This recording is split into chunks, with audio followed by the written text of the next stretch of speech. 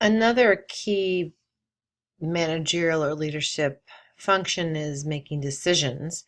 And decision making is fraught with many challenges.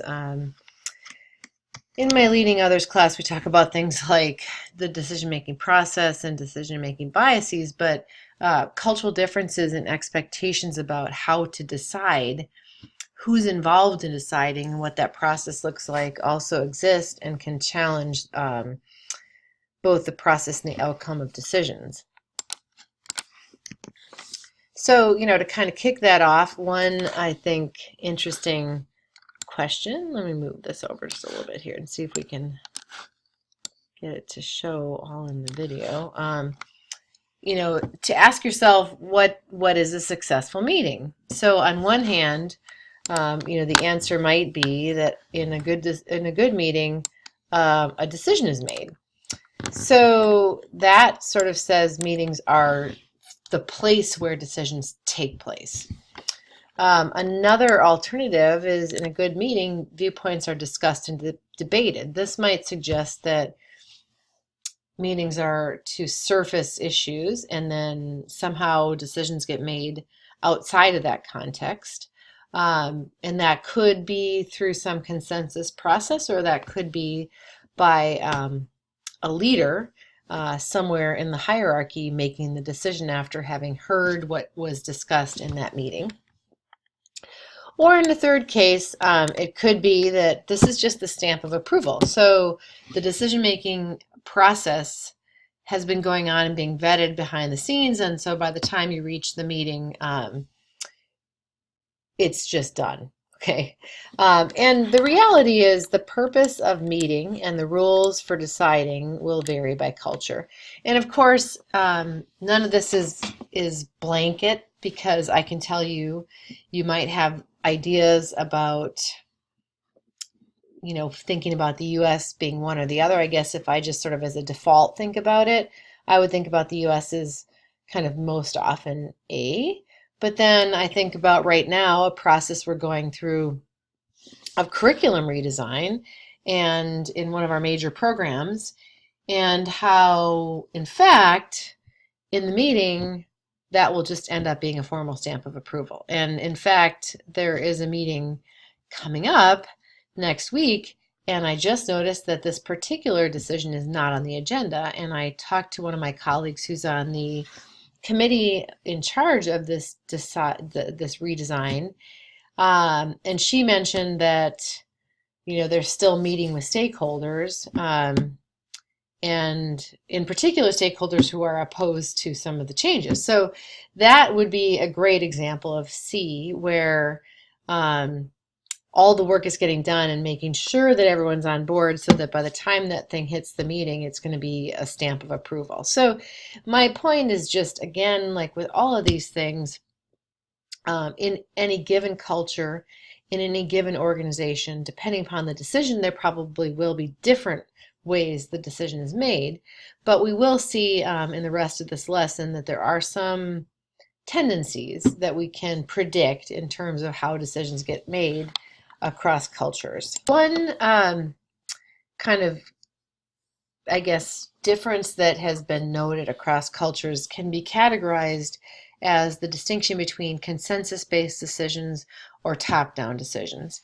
And in another lesson, we're going to talk a little bit about leadership. And again, many of these things kind of blend and morph and relate to one another. So it's hard to just isolate decision-making from persuasion, from leadership.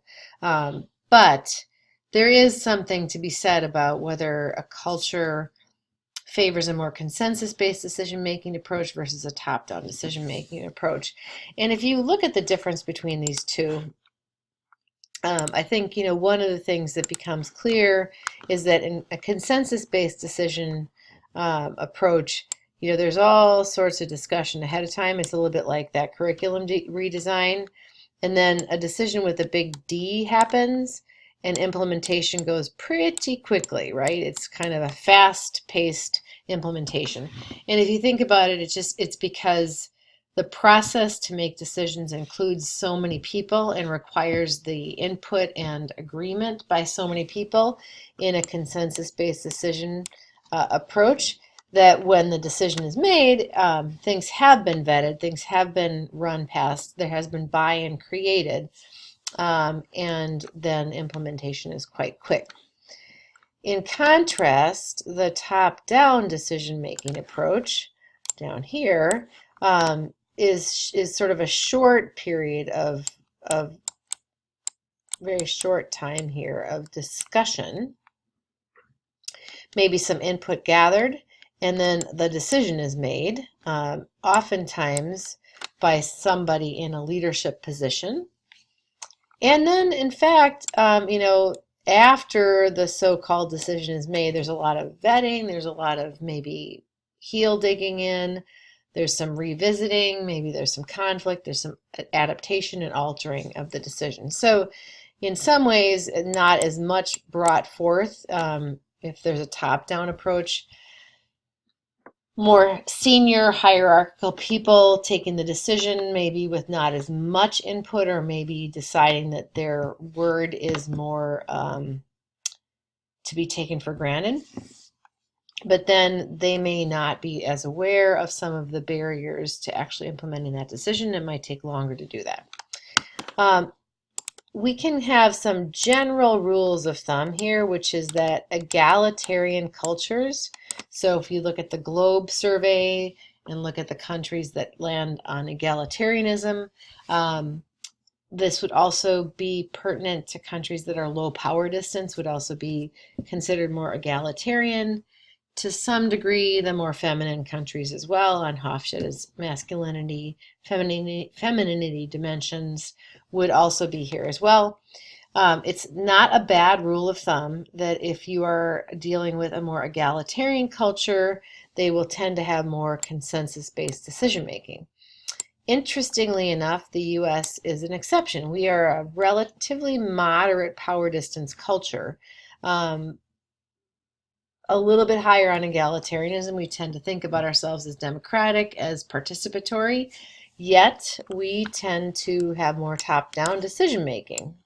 So we tend to have leaders making these decisions, perhaps with some input, right, small amount of discussion, but then decision being made, and then a whole lot of negotiation after the decision's made. In contrast, countries that are more hierarchical, meaning higher power distance, tend to have top-down decision-making. Here, Germany is one example of an exception. These aren't the only exceptions, but Germany is a very, quite a high power distance country. It has a lot of hierarchy in the country. There's a lot of respect for roles, for status. People use titles. Titles are very important. Credentials are very important. Expertise is very important. Those are all markers of status in the society. And so sometimes we then think this is going to be a very command and control kind of decision-making environment. But in fact, Germany uses a lot more consensus-based decision-making, where there's much more discussion. And I think in the case of Germany, you might think about why that is, and it might be because of the high uncertainty avoidance in the culture. So if you think about that, there is hierarchy, there is power distance in the society. However, there's also high uncertainty avoidance, and there's a cultural value on thoroughness. And so I think that is somewhat what drives this consensus-based decision-making, even though Germany is a fairly hierarchical culture. So again, this is just, I think, is a good way to recognize the danger in just making an assumption that if we look at a culture that's egalitarian, to automatically assume it's going to be consensus-based. However, good rules of thumb, and not a bad starting point in terms of thinking about how to map cultural differences on cultural dimensions around expectations about decision-making styles and approaches. So if we look at some representative countries on this continuum from consensual decision-making to top-down decision-making, we will see that over here on the left side are the more consensual approaches, where decisions are made in groups and decisions require nearly unanimous agreement among the participants to go forward and implement them.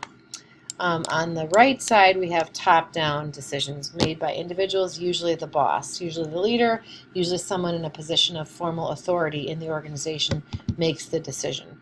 And if we look kind of in the middle of this, over to the right, we have countries that perhaps, other than Japan, we could say to some degree are Western Europe, Northern Europe, Scandinavia, are more consensual. Japan is another one of those kind of slight oddities, a little bit like Germany, where Japan is very hierarchical. The society is extremely high power distance, extremely codified authority structure, but also the most extreme in consensus. So if you are doing work in Japan, it may feel frustrating. It may feel like, to some degree, decisions take forever. But that is because, to a certain degree, how decisions get made there are sort of built from the bottom up, and eventually a leader endorses and communicates the decision. So there will be consensus among lower level managers that occur before an idea is even moved forward to the next level, for example. Okay, so where was I? So, one of the things that gets confusing, right, is that sometimes the U.S. Thinks that Germany, for instance, is going to be, did I even have this on here? I don't think I do. That Germany is going to be a top-down decision-making culture because there is such a hierarchy in the organizations in Germany. But in fact, it's going to be much more consensual than the U.S. So this shows, again, two kind of relative position, that Germans are going to feel quite consensual to the U.S. And interestingly enough, the French are even more top-down than the U.S. French culture has higher power distance. And when we look at leadership, we'll see that in France, leaders are viewed as experts, and they should be experts, and there's sort of this deference to leaders to make decisions versus asking for participation and input, which can actually undermine the authority and the respect for the leader in France if you, in fact, engage in too much of this sort of consensus seeking or input before. And then, obviously way out here where we end up with cultures that are much higher power distance than the U.S., we actually do see this alignment where high power distance cultures have much more top-down decisions. But based on the previous slide, it shouldn't be surprising then, though, that there's also sort of a negotiation process after a decision's made.